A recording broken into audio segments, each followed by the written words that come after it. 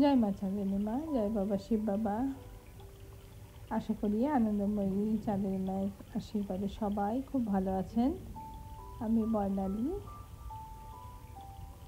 এসেছি আপনাদের সঙ্গে একটু গল্প করব বলে, মানে নিজের অনুভব আপনাদের সঙ্গে শেয়ার করতে পারি।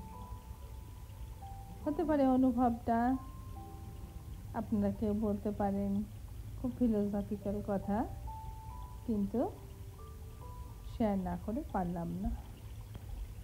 রিনা আমাকে একটা খুব সুন্দর গাছ উপহার দিয়েছিল। এবার বাড়িতে যেই আসতো সেও বলতো যে গাছটা খুব সুন্দর, খুব সুন্দর গাছটা। এইবার কি হলো, গাছটা আস্তে আস্তে শুকিয়ে গেল। আমি অনেক চেষ্টা করলাম, রিনাকে ডাকলাম। রিনা খুব ভালো বোঝে গাছপালার কথা, তো ও বললো জল দাও, গাছের জলটা কম হয়ে গেছে। আমিও ভাবলাম কম হয়ে গেছে, জল দিলাম। তারপরে গার্ডেনিং করতে গিয়ে দেখলাম গাছটার গোড়া পচে গিয়ে গাছগুলো খারাপ হয়ে গেছে। আর খানিকটা নিচে যেটা শেকড় ছিল, শেকড়টা দিয়ে আবার মাটি দিয়ে ভালো করে চাপা দিয়ে দিলাম। তারপরে আবার ওর থেকে কয়েকটা ব্রাঞ্চেস আসছে, ওটা গাছটা আবার হচ্ছে।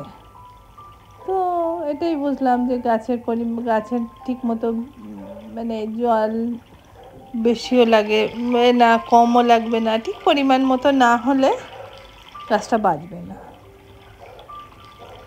এটা ভাবতে ভাবতে খেতে বসেছি।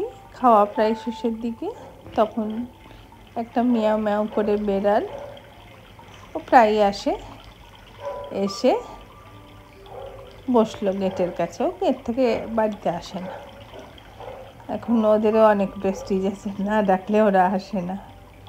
তো ওকে আমি ভাত খাচ্ছিলাম ডাল তরকারি আর মাছ দিয়ে, ওকে মেখে দিতে ও খেলো এবং চেটে কুটে খেলো। তারপরে আবার ম্যাও ম্যাও করলো। তখন আমি বুঝলাম যে একটুখানি আর একটু ওর দরকার।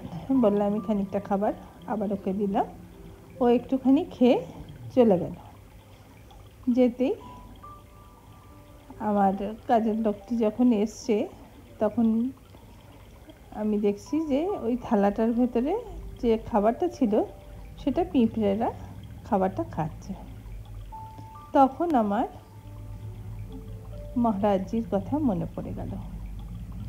মহারাজজি বলেন যে দেখুন মা, সবার জন্য ভগবান খাবার ঠিক বরাদ্দ করে রেখেছেন। ভগবান বলুন, সৃষ্টিকর্তা বলুন, উনি কিন্তু ঠিক তার বন্দোবস্ত করে রেখেছেন। আমরা বৃথাই চিন্তা করি যে খাবার কোথা থেকে আসবে, কি হবে, ঠিক উনি বরাদ্দ করে রেখেছেন।